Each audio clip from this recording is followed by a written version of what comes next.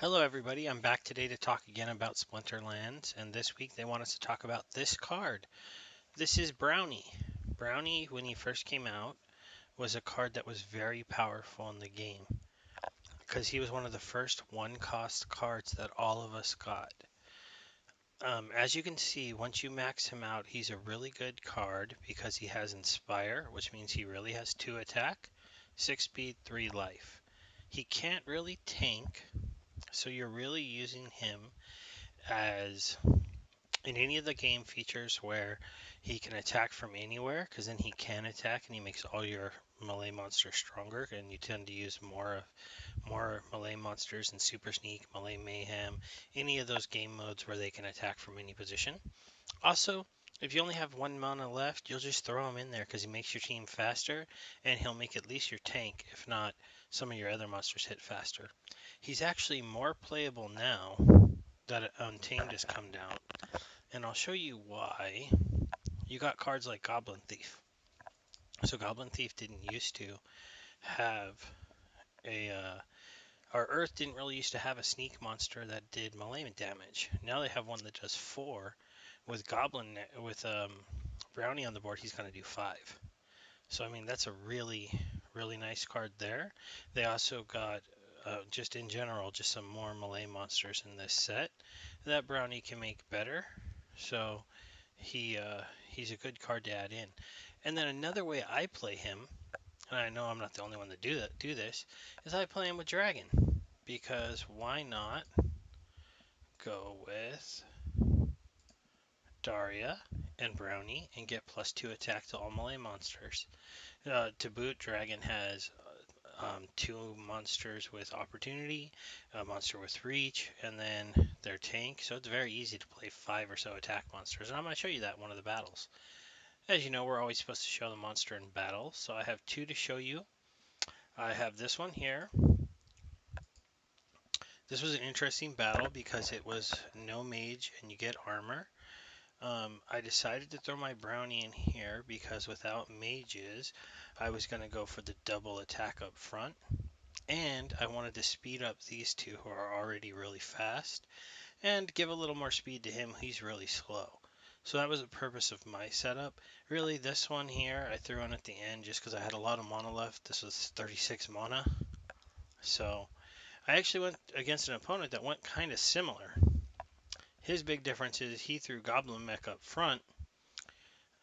He went double mana, Brownie for the speed, but he did not go. Um, he didn't have the same high mana cards, I'm guessing. This ended up being a pretty easy win for me, mostly just because my cards outclassed his. 36 mana and you only actually play 20 or so like he did, and you're going to be in trouble. And as you could see, some of his cards are just lower level than mine. But I still wanted to show you the match because it just showed you one of the ways you can use him here. He's third tank. He's giving both of these guys extra attack, and he's giving these 6 speed people up to 7 speed, and just making your whole team faster. I'm gonna speed this match up because it is one that I win pretty easily. Even though it might look like I'm not set up to win this match, as my sniper is going to be stupidly shooting this one that can heal, but in the end, I'm just doing too much damage here with my 4 damage, and with my guys all having that extra damage from the Brownie and being higher level than his cards. So even though my sniper was wasted for almost the entire game here, you will see my team win very easily. I'll go ahead and skip that. You don't really need to see the end of it because that was a real easy battle. Okay, and then now I'll show you one of my examples of when I team him up with the dragon team. So on this one, 37 mana. As you can see, I went red dragon, then a reach, then an opportunity. I actually like playing red dragon with Spirit of the Forest because this gives you a late turn heal and an early turn heal. So that's a different little combo. This is another reason I like going Earth. And then one of the reasons why I like Brownie uh, it, with her is because he only costs 1, which allows you to add an extra card in. Now here, I could have went with a dragon in this last spot, but I had the 10 mana and a 37 match, so I just went Goblin Mech. I threw him at the end. This is kind of an interesting fight because when you look at this close range to Malay Mayhem, you might think I'm not going to win this fight. He's got a good combo here, um, you know, but in the end, um, he's just I got it an advantage here once again. The cards are just lower level, so I actually feel like my team wasn't as good for this setup as his team, but his cards are not as maxed out like a bunch of mine are, and I get kind of lucky here, and he has a key miss with this guy, as you can see in the battle.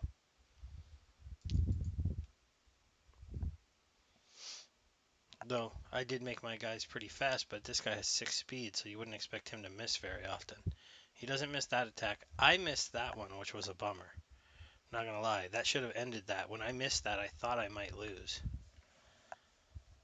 Because as you can see here, all of a sudden, I start, drifting down. That was the miss that really helped me, though. So I missed him, he missed me, so I guess it's fair. And what really just ended up just being too much for him is this 7 attack on this back end here. Also, I did have the advantage of close range, so Spirit of the Forest moves to the front. She's a flying tank that can heal herself and still attack, so that wasn't too bad, and I ended up winning that fight. So, anyways, I know maybe those battles didn't seem to feature Brownie that strong, but he is a one-cost card, so he is always going to be an add-in. He's never going to be the main focus of your team, but he can be the reason you lose, or he can be the reason you win. I am glad that I was able to max him out already, because I feel like he'll be a card that'll always hold some pretty good value, because one-cost cards always are good for the game. Anytime you can slip in that one extra card and it's an epic card that might give you 2, 3 more attack up on the front row, give everybody another speed, counter a slow from the other team, it's really strong. So I hope you guys enjoyed this little look at the card. I hope you're playing the game. Splinterlands is just growing. It's great to see the how everything's being added into the Ethereum chain. So we're on the Ethereum trade chain. We're being traded on Tron chain when it comes to our deck crystals that we earn for playing the game. And the cards, the marketplace, it's still strong. I mean, it's been a little stagnant. I think that some of these cards from Untamed aren't moving as fast as people would expect, and you got some pretty cheap legendaries. Again, as soon as PayPal comes out, if some of these legendaries are sitting here in the $3 range, I feel like they're going to disappear really fast. I just feel like people will pick them up for that price, without a doubt, and that's when you'll really start to see, I think, this market start to move again. I mean, I'm not going to lie. My Steam is only worth about 16 cents right now, 15 to 16 cents on a given day. I blog and I work for it, and it's like, man, to let go of, you know, what is this, 13, 360? I mean, that's a lot of Steam, 30, 40 Steam. It's like, nah, but $3.60 on my credit card, I'll pick it up.